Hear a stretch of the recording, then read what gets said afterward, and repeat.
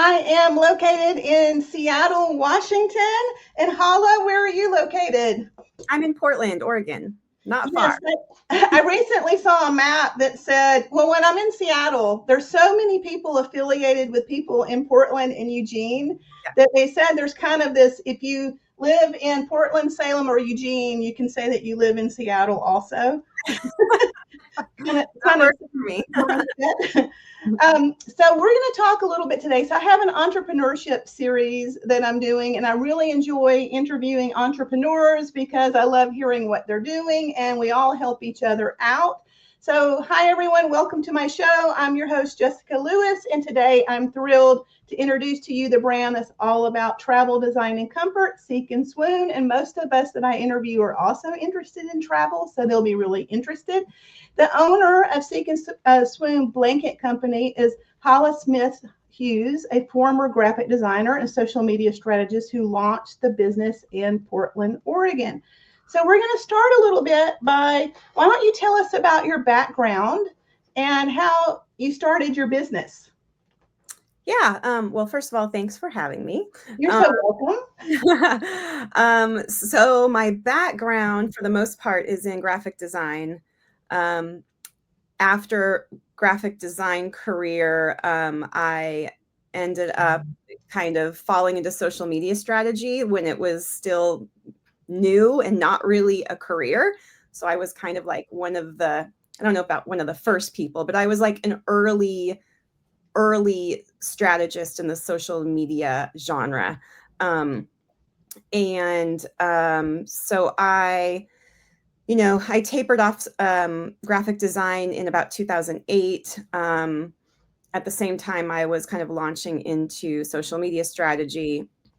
And there came a point where I knew that that wasn't what I was going to do for the rest of my life. And I needed to sort of figure out what the next iteration of my career was going to be. And I'd always wanted to launch a brand. I was always drawn to product. And because I had a background in marketing, I thought I had some of the skills necessary to be able to like create and launch a small product-based business. So I knew if I was going to do this, I wanted it to really marry all of the things that I was really passionate about. And so I literally like sat down one day and wrote a list of the things that I loved, things that were inspiring to me, things that brought me joy. And kind of top of that list was travel. My husband and I love to travel, and we enjoyed traveling before we met. We travel with our kids quite a bit when we can. Sustainability is important to me, supporting local, using sustainable ingredients and sustainable goods whenever possible. So those were kind of like the two pillars, and obviously product. So I'm really drawn to quality home goods products, and that doesn't mean they have to be expensive, but that just means that they're like well made, maybe made by small businesses, by small artisans. So I sort of like brought all these things together and was like, I want to start a home goods brand. But how can I like weave these other things in that are important to me? So one day I was actually putting away a baby blanket that my son had grown out of. And as I was storing it, I was like, this is something that I'm actually like keeping for the long term. And it has a pattern on it. So there's this like design element to it. And so I thought maybe I could design, heirloom throw blankets. But then how could I weave in this other pillar of travel that I really enjoy? And so I was like, well, maybe I could design blankets inspired by the places that I've traveled. And so that's kind of how Seek and Swoon came to be. I just pulled all these things together. And the sustainability piece was important too, because I ended up sourcing a knitting mill that uses recycled cotton. So I was able to gather all of these important elements to me that were important to me and pull them into one brand. One of the things I wanted to ask you, a lot of entrepreneurs when we're, the question sometimes is how. So for example, how do you find these people that you can work with? So when you have the idea and you're moving forward, how does that unfold? Do you have to do research and then test different things, or how did you do that? Yeah, so I knew nothing about the textile industry whatsoever. I didn't have any clue where to start. I didn't know anybody in the textile industry, but I knew that there were blankets in the market that were similar to what I envisioned. So I kind of researched those brands. People don't often give away a lot of their sources, which is fine. It was actually kind of fun for me to kind of dig in and be a detective, I guess. But I knew that they were being made in the United States. So I literally Googled. This is before ChatGPT came in and was able to give you like a bunch of information. Yes, really helpful, I think. Okay. But I literally Googled knitting mills in the United States, and I just started making a list of like 100 mills, and I emailed every single one of them. And most of them were not the right kind of mill. You know, I sent them a photo of what I was wanting to produce. And almost every single one of them told me that they couldn't make that product because it requires a special type of machinery. And I found about 6 knitting mills that had the right type of equipment. And so I started conversations with those mills until I narrowed it down to the one that was able to produce exactly what I wanted. So I work with a small family-owned knitting mill here in the US. And they've been my partner for 9 years. Excuse me. My microphone needs to be a little closer there. Okay. So, you know, to answer your question, like I had no clue what I was doing or where to start. I just knew that they were made in the US. There had to have been a manufacturer out there that was making these blankets. And so I just researched and researched until I figured out like what kind of blanket it was, what kind of knitting it was. I found a couple people that were in the knitting industry that were willing to give me a little bit of information and some leads. And so that's eventually what led me to the mill that I'm working with now. That's great. And so we talked a little bit about this, but you wanted to talk about your European sabbatical, and then you started your business from taking this sabbatical. So sometimes rest and relaxing helps us do our inspiring. Yes, gives you lots of time to think. Yeah, so in 2016, so my husband and I had both been freelancing at the time. I was freelancing as a graphic designer. He was also like a web designer at the time. And we were both freelancing after having worked for companies. And we had 2 little boys. They were 2.5 and 5 at the time.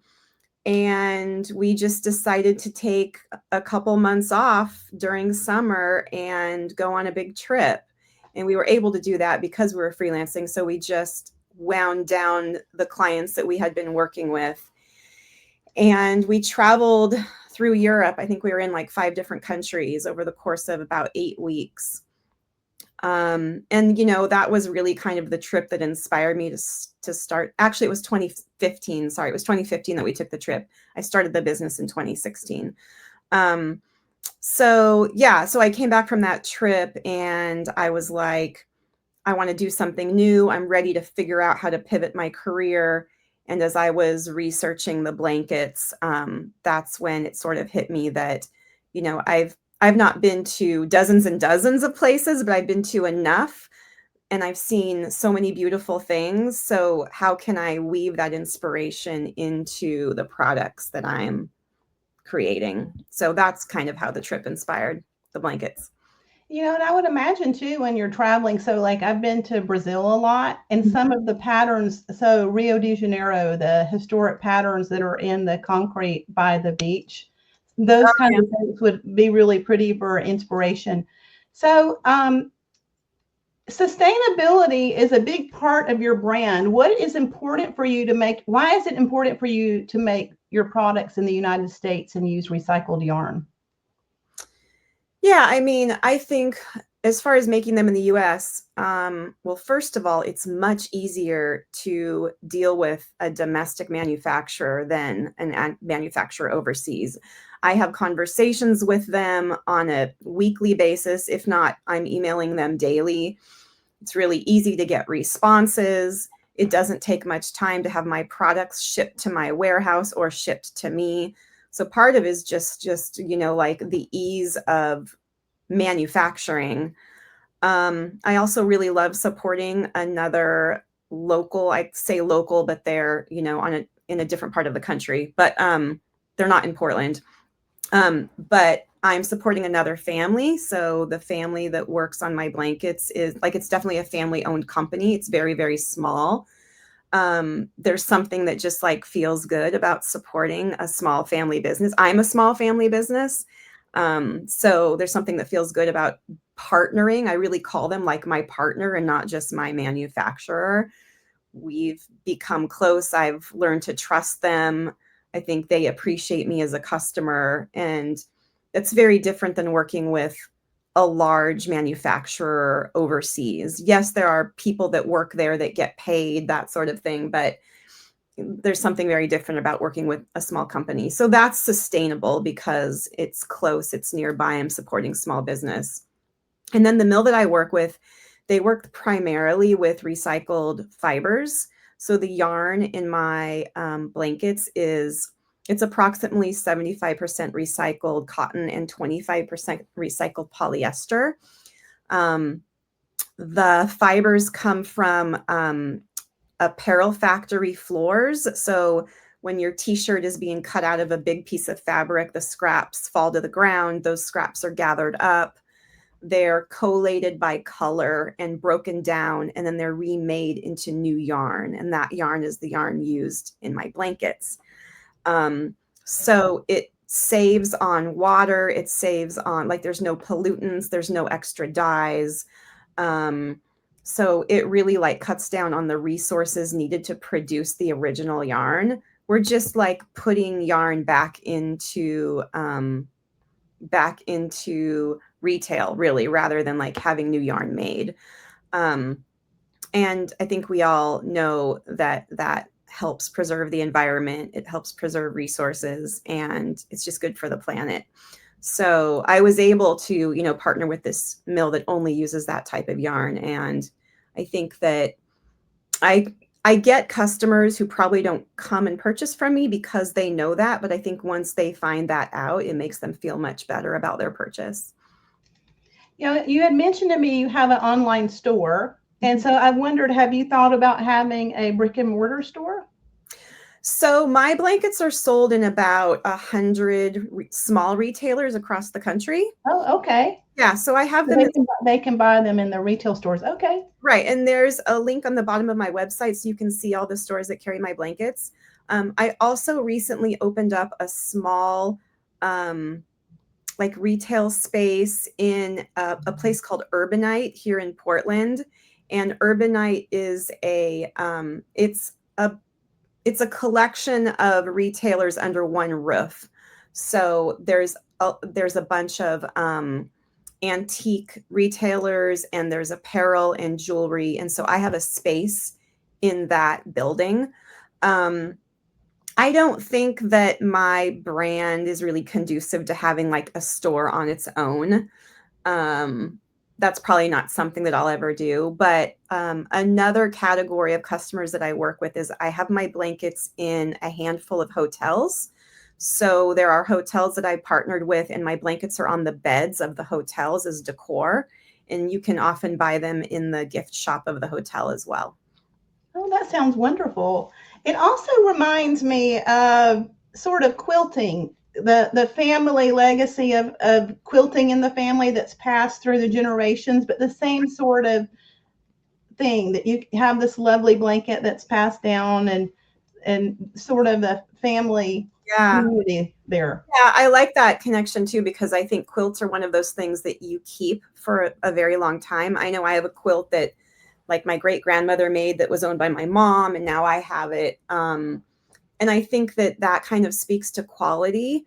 Handmade quilts are like the quality is heirloom. And I feel like even though my throws are made on a machine, I really value the fact that they are very, very well made, and they're something that you can keep for a long period of time. Like if you take care of them well, they should hold up. They're made from material that should hold up over time.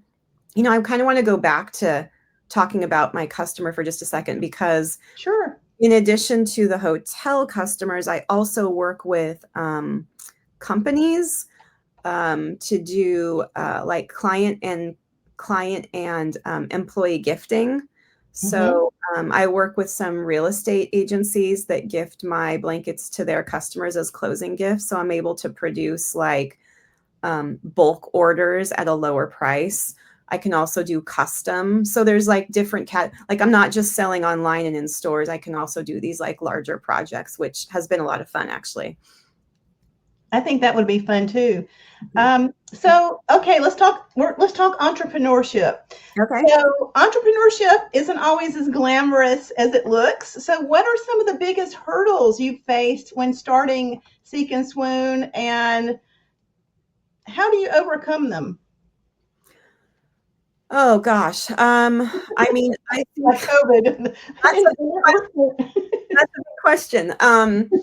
And I think, you know, each business has unique hurdles, and I think the hurdles are also independent of like what your skills are. So for me, because I have a background in marketing, some of the marketing pieces came kind of naturally to me, but like the finance piece doesn't come naturally to me. You know, I have an accountant that helps me like keep track of everything and like balances my books, because not only is it not my expertise, like I just don't like dealing with it. But as an entrepreneur, and especially a solopreneur, somebody who works alone, I have to know what's going on in my bank account. Like I have to know where my money is going and how much of it I have, and you know, when I need to slow down on certain things.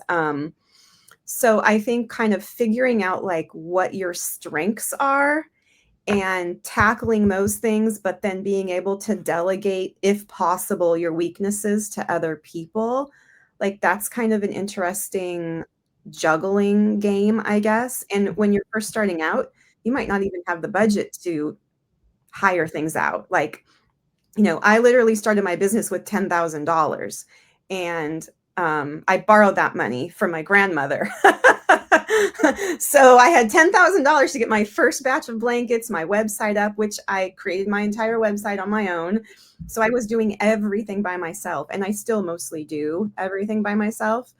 But yeah, I think that is, for a solopreneur, I think that's difficult, figuring out like, what should I spend my time on? What should I delegate to other people? And can I even afford to delegate things to other people? Because we don't often, as a tiny, tiny startup, have money to do that. So I think that is probably the biggest hurdle. I also think finding answers to questions that you don't know the answers to. Like there's so many times that I refer to Facebook groups or other business owners with like, what app did you use for this? Who, like, do you have a photographer that can shoot like this type of photo? Just like gathering up all of those resources is really time consuming, and you have to find like trusted people to help figure out all of those answers. So and then, you know, whether or not you're like a parent, figuring out how to juggle being a parent and the inconsistencies of income when you're an entrepreneur and owning your own business. You know, my husband works, but I also am a big contributor to the family and have been over the years. So giving up my, you know, giving up my career to freelance, even when I was doing graphic design, was very risky, and raising like a young family and kind of not knowing what your income's going to be, that's really scary. So yeah, I think that, you know, we all have like a different story, and we all have a different experience in terms of like what our finances are and what our skills are coming into starting a business, and we just have to figure out if it's going to work. And I think taking that leap is probably like the scariest thing, because I have had 100 business ideas over the years, and I still come up with them, quite frankly, on like a monthly basis. So trying to decide which one of those to actually take the leap on, that was probably like the hardest and biggest decision for me. Like, is this the one that's going to work? Is this the one that I should really like invest my time and energy in? I think just making that decision to take the leap is probably like the hardest decision. At least it was for me. I think it's very difficult to be an entrepreneur because I'm like you, it doesn't shut off. It just keeps going. Yeah. And so I have a journal, and so every day I just sit and write what's coming out, because I've been an entrepreneur since I was 10. And Yeah. so Kind of. Yeah. I always wanted to make my own money. yeah, there are some of us that just really have that drive, and you just can't give up. So So tell me what you were doing. Tell me what you were doing at 10. What was I doing at 10? Yeah. So when I was at 10, I started delivering newspapers. So my granddad owned a private newspaper. It would be something like the Eugene Weekly or those kinds of things. Mm-hmm. And I got on my bicycle and I delivered newspapers. And then I put a little bag together. So I was the neighborhood babysitter. So I put a bag together and I would knock on people's doors and I'd say, and this is my bag that I bring over with the coloring books and the crayons and things. Gosh, I love that. And then I started mowing everyone's lawn. So I was also, very fit. Yeah. Oh, I love that. And did the lawn mowing for the entire neighborhood. But I've been doing this stuff for many years. Okay, so how do you keep your designs and ideas fresh, especially since travel plays such a big role in your inspiration? And one thing I wanted to add to that, your demographic leans itself really heavily to West Coast. So I wanted to find, so for example, your target audience or the people that are purchasing from you, I'm asking too many questions at one time. No, it's fine. But are they coming from Portland or the West Coast, or are you branching out to the rest of the United States? But we'll start with how do you keep your designs and ideas fresh? And then you can kind of branch into who are your customers and where do they live? Yeah.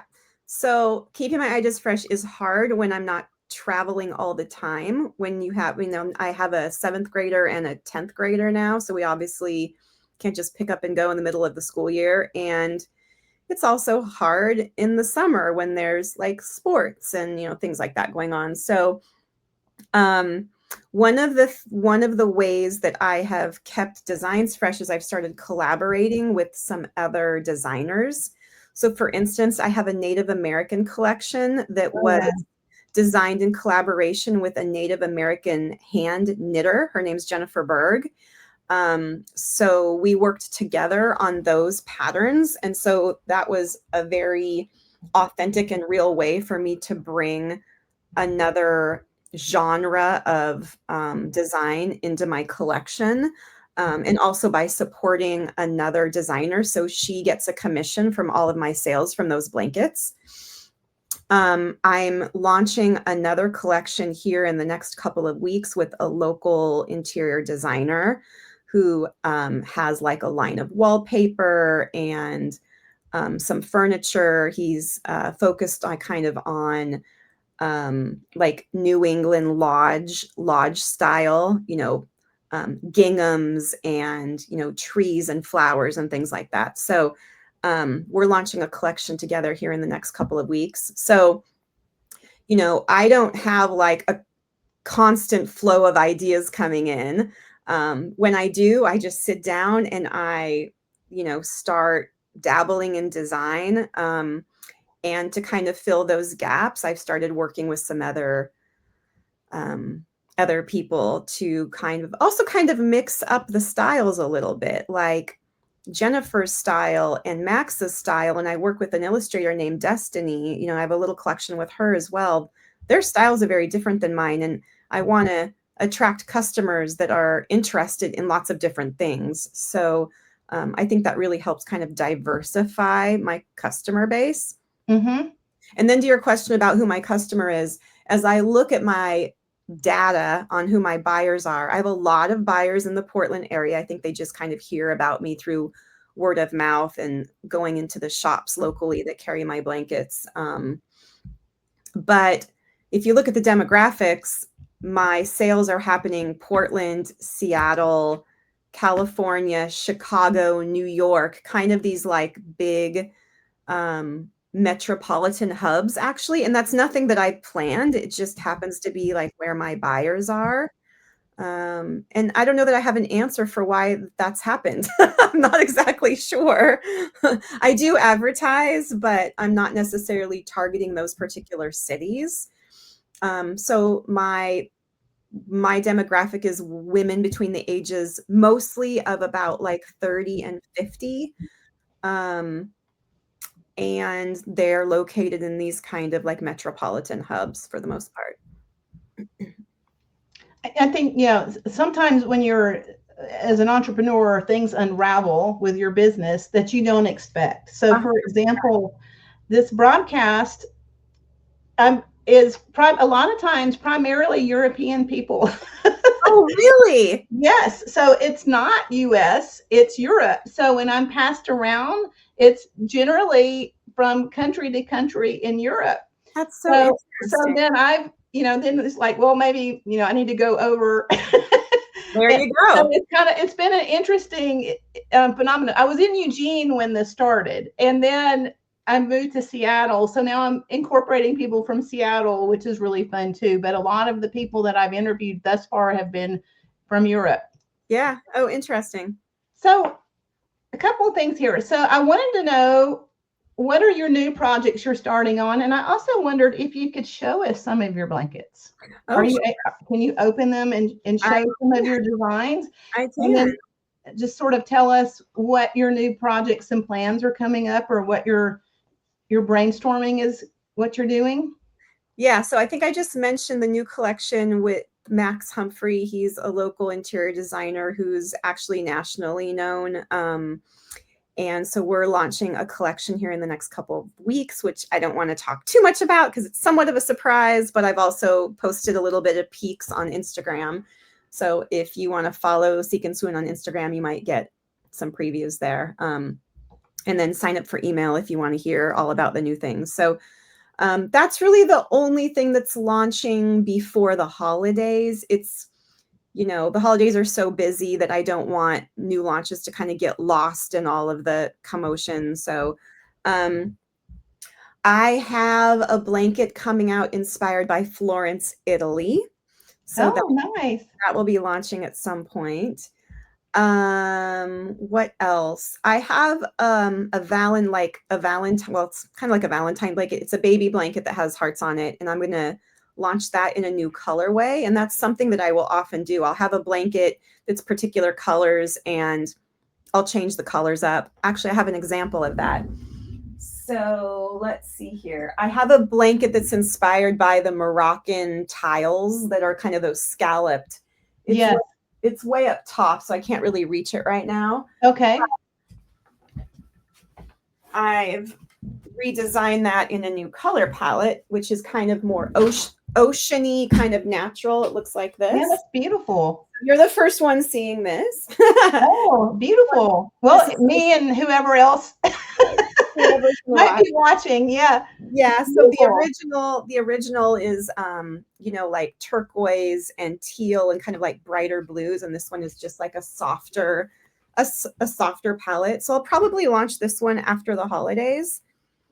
Yeah. So those are new blankets. I've dabbled a little bit in other products. Like one year I tried launching what I called the Wanderlust collection, and it had like a candle and it had all of these travel inspired items, and they sold, but like not very well. So sometimes I experiment with other things. I have a blanket ladder that I sell that also is it just kind of did okay. So I'm, going to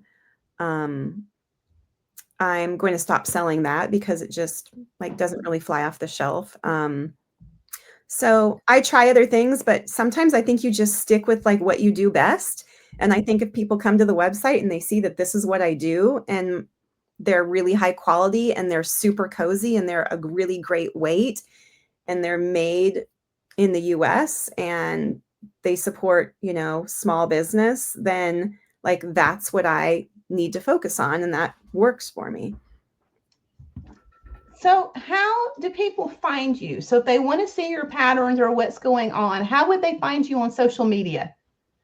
Or if they want to do any freelance social media work or anything like that, how does someone find you? Okay, so Instagram, Seek and Swoon. So SeekAndSwoon is my Instagram handle. I also have a Facebook page. I'm on LinkedIn.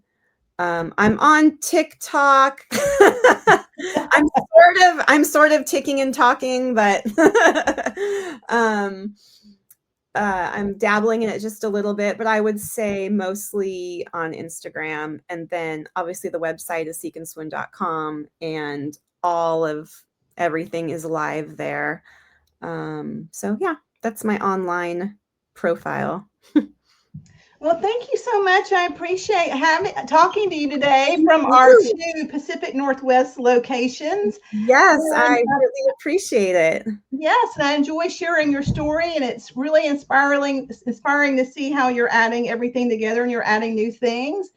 And I am going to be showing this. So I have a live broadcast that usually is every Friday, and I also post. So I post on LinkedIn, YouTube, Instagram, Twitter, Facebook. And so I'll be posting this for people to see as well. And then I would love to have some photos of your blankets and things to show on my variety of pages. And I'd love to do that. So thank you so much. I appreciate having you. Thank you. I really appreciate the opportunity. And it was really nice to connect with you again. It was nice to connect with you too. All right. I'm just going to close the show here real quick. And thank you so much.